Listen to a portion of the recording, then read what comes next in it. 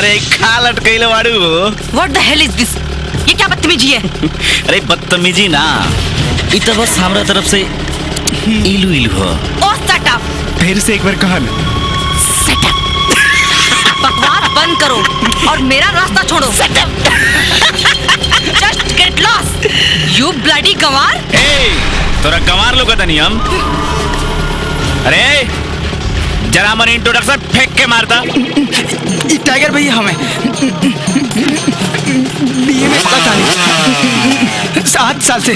साला बस कर। चलो हटो, मैं तुम लोगों के मुंह लगना नहीं चाहती। ए मैडम, एक बार बस मुंह लगा के देख ला, तो जिंदगी तर जाई। इनका गाल बानर के पिछवाड़ा नियर गाल हो गए, लाल हो गए। ए मैडम, मैं कहती हूँ हाथ छोड़ मेरा, हाथ छोड़ मेरा। ये हाथ अब ना छूटिए।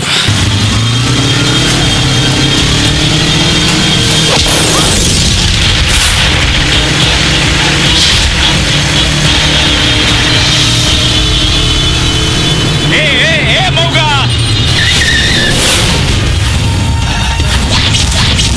उतर।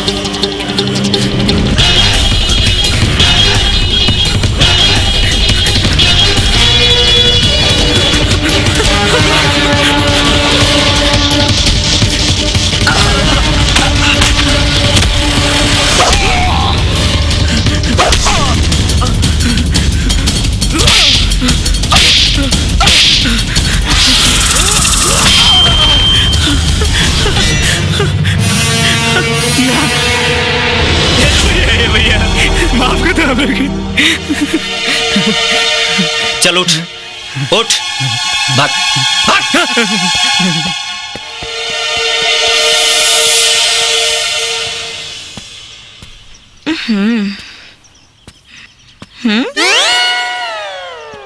मैडम जी, कपड़वा बड़ लगा था, तनी छोट कर ला और अच्छा लगी। Excuse me.